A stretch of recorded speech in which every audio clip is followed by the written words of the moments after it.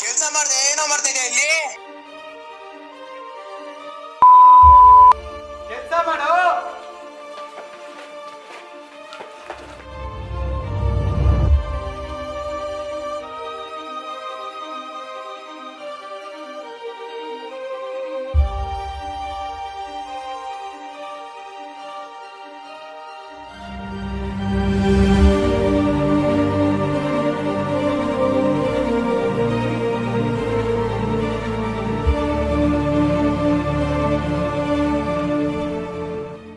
ಕಾರ್ಖಾನೆಯಲ್ಲಿ ಕೆಲಸ ಮಾಡುತ್ತಿರುವ ಬಾಲ ಕಾರ್ಮಿಕರನ್ನು ಪೊಲೀಸ್ ಮತ್ತು ಕಾರ್ಮಿಕ ಅಧಿಕಾರಿಗಳು ರಕ್ಷಣೆ ಮಾಡಿದರು.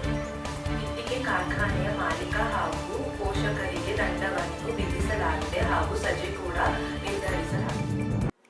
ಈ ಬಾಲ ಕಾರ್ಮಿಕ ಪದ್ಧತಿ ಇಡೀ ದೇಶದಲ್ಲೇ ಒಂದು ಸಹಿಸಲಾದಂಥ ಪಿಡುಗು. ಇದನ್ನು ಹೋಗಲಾಡಿಸಬೇಕು ಅಂತ ನಾವೆಲ್ಲರೂ ಶ್ರಮ ಪಡಬೇಕು. ಭಾರತ ಸರ್ಕಾರ 2016ರಲ್ಲಿ ಬಾಲ ಕಾರ್ಮಿಕ ಮತ್ತು ಕಿಶೋರ್ ಕಾರ್ಮಿಕ ನಿಯಂತ್ರಣ ಮತ್ತು ನಿಷೇಧ ಕಾಯ್ದೆಗೆ ತಿದ್ದುಪಡಿ ಮಾಡಿದೆ.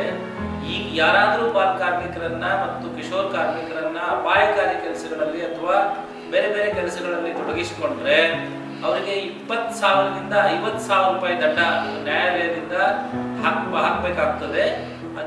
6 ತಿಂಗಳಿಂದ 2 ವರ್ಷದವರೆಗೂ ಸಜೆ ಕೂಡ ಇದೆ. ಅಲ್ಲೇ ಬಾಲ ಕಾರ್ಮಿಕರು ಕಂಡು ಬಂದ್ರೆ ನಮ್ಮ 1098ಗೆ ಸಂಪರ್ಕಿಸಿ ಇಮ್ಮಿಡಿಯೇಟ್ ಅವರಿಗೆ ಮಾಹಿತಿ ಕೊಡ್ಬೋದು.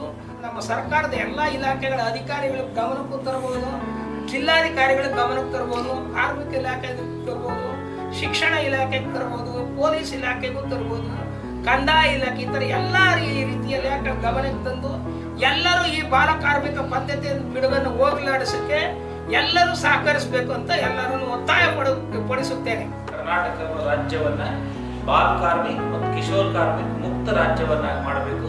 ಅದಕ್ಕೆ ನಾವೆಲ್ಲರೂ ಸೇರಿ ಕೈ ಜೋಡಿಸೋಣ.